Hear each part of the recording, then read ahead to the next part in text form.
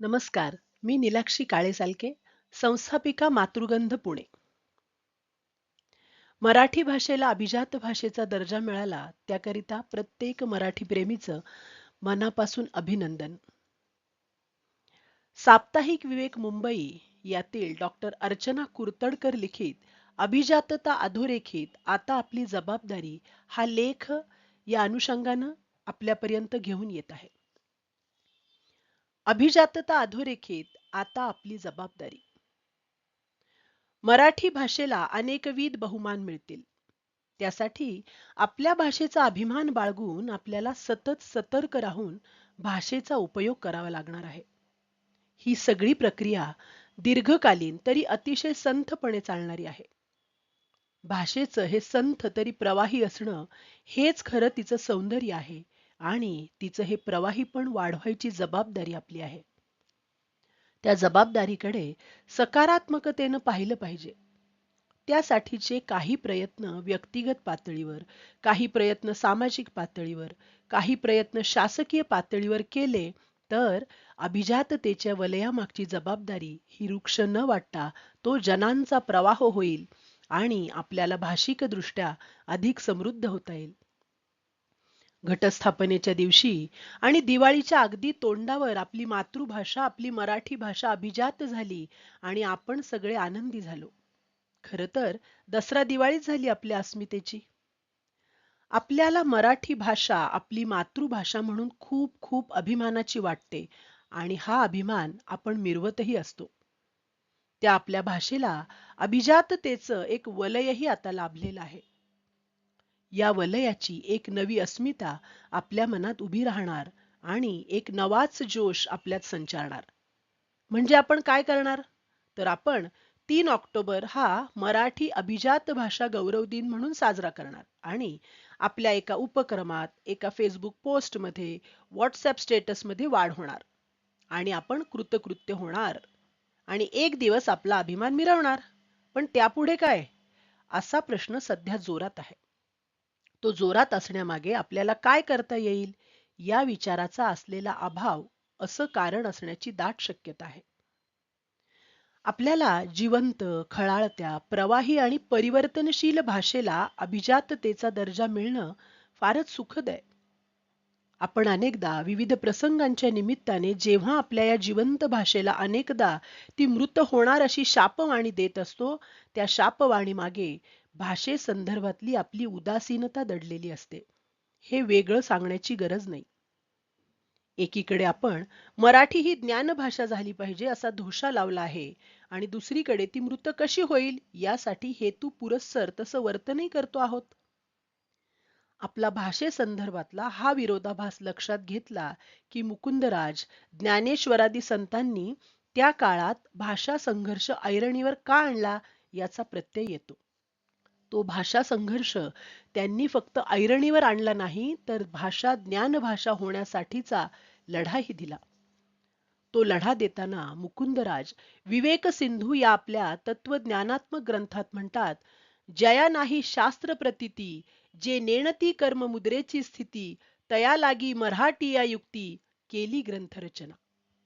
या ग्रंथरचनेतून त्यांची भाषेबद्दलची आत्मीयता आपल्या प्रत्ययाला येतेच.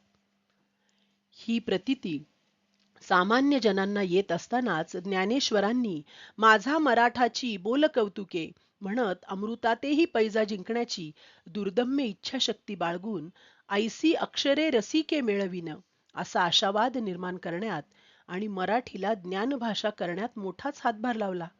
तर संस्कृत भाषा देवे केली तर प्राकृत काय चोरापासून आली असा खडा सवाल संत एकनाथांनी विचारून भाषेसाठी संघर्षाची एक नवी परंपरा उभी केली. प्रश्न विचारण्याची धडाडी, भाषेबद्दलची आत्मीयता, सामान्यांच्या भाषेला लोकमान्यता मिळवून देण्याची धडपड आणि त्यातून अनेक शतके भाषेची चाललेली ही चळवळ आजही चालू आहे. हे जिवंत मराठी समाज मनाचं आणि भाषेप्रतीच्या प्रेमाचं एक विलक्षण सुंदर असं उदाहरण आहे. आपल्या या संतांची भाषा चळवळ आज आपल्या काळात अभिजात झाली. याचा आनंद मराठी मनाला खचितच मोठा असणार आहे. आपल्याकडे भाषेच्या अनुषंगाने उभी राहिलेली ती नुसती भाषा चळवळ नाही, तर वैचारिक भाषा चळवळ आहे. ज्ञानेश्वरादी संतांनी उभी केलेली ही चळवळ कालखंडाच्या प्रत्येक टप्प्यात अधिकाधिक जोमाने पुढे पुढे जात राहिली. छत्रपती शिवाजी महाराजांनी तिला एक आखीव रूप दिलं. त्यासाठी अनेकानेक गोष्टी जाणीवपूर्वक प्रत्यक्षात आणल्या. विष्णू शास्त्री चिपळूणकरांनी निबंधमालेतून भाषेच्या संदर्भातला एक लढा अधिक तीव्र केला. त्यानंतरही ही चळवळ अधिक सशक्त झाली. गेली 40 वर्षे मराठी भाषा अभिजात भाषा आहे हे सिद्ध करण्याच्या लढ्याने जोर पकडला आणि आपल्या जिवंत भाषेवर 3 ऑक्टोबर 2024 रोजी अभिजाततेचा शिक्का उमटला आणि एक ऐतिहासिक क्षण घडला. अभिजातता म्हणजे काय? तो दर्जा कसा मिळतो वगैरे अनेक गोष्टींची माहिती विविध माध्यमातून आपण वाचलीच आहे. त्यावर उलट-सुलट चर्चाही झाल्या आहेत. त्यातून काही सकारात्मक तर काही नकारात्मक सूरही आपल्या कानावर पडले. भाषेला अभिजात दर्जा मिळाला म्हणजे नेमके काय बदल होणार आहेत? आमच्या आयुष्यात काय फरक पडणार आहे? आम्हाला याचा उपयोग काय? असे एक ना अनेक प्रश्न समोर आले. त्यातून भाषेच्या क्षेत्रात काम करणाऱ्या लोकांना फार तर उपयोग होईल असा एक आवाज मोठा होत गेला. पण हा आवाज मोठा करताना आपण भाषेच्या माध्यमातूनच संवाद साधत असतो, म्हणजेच सोप्या शब्दात आपण भाषेच्या माध्यमातून एकमेकांशी बोलत असतो, गप्पा मारत असतो, स्वतःला अभिव्यक्त करत असतो, भावनांचे प्रगटीकरण करत असतो आणि दिवसभरातला आपला सगळाच वेळ आपण भाषेच्या जीवावर उड्या मारत असतो. म्हणजेच अन्न, वस्त्र, निवारा आणि मोबाईल इतकीच भाषा ही आपली मूलभूत गरज आहे हे आपण विसरतो आणि भाषेला गृहीत धरून तिचा रोजच्या रोज खून पाडतो. आता तर आपण आपल्या अभिजात भाषेचा खून रोज पाडणार आहोत, असं चित्र आजूबाजूला पाहायला मिळत आहे. खरं तर दीर्घकाळ भाषा जिवंत राहते. याचा अर्थ ती भाषा प्रवाही, परिवर्तनशील आणि भाषिक देवाणघेवाणीतून समृद्ध झालेली असते असं मानायला हवं. आणि ते मानून आपण अधिक योग्य दृष्टीने भाषेचा विचार करून पुढे जायला हवं. या क्षणाला अभिजाततेचा सरकारी शिक्का तर मिळाला, वरवरचा विरोध, वरवरचा आनंद तर आता दाखवून झालेला आहे. मग आता आपण काय केलं पाहिजे? असा एक प्रश्न आपल्या समोर आहेच. आपण भाषेच्या संदर्भात अनेक गोष्टी करू शकतो. त्या व्यक्तिगत पातळीवर काय आणि कशा करू शकतो याचा विचार प्राधान्याने आणि आपलेपणाने केला पाहिजे. सगळ्यात पहिल्यांदा आपण त्या अभिजाततेचा स्वीकार केला पाहिजे. तो केला की पुढचे अनेक मार्ग सुकर होतात. आपल्या नवीन शैक्षणिक धोरणाने मातृभाषेत शिक्षणाचा आग्रह धरला आहे, ही त्यातली एक महत्वाची बाब येथे मुद्दाम अधोरेखित करावीशी वाटते आहे. त्यातून मुलांची मराठी भाषेशी तोडली जाणारी नाळ पुन्हा एकदा सांधली जाण्याची शक्यता मोठी होताना दिसते आहे. आपण या गोष्टींना विरोध करण्याऐवजी त्याची गरज समजून घेतली पाहिजे. मराठी अभिजात झाली हो, आता पुढे काय असा प्रश्न आहेच.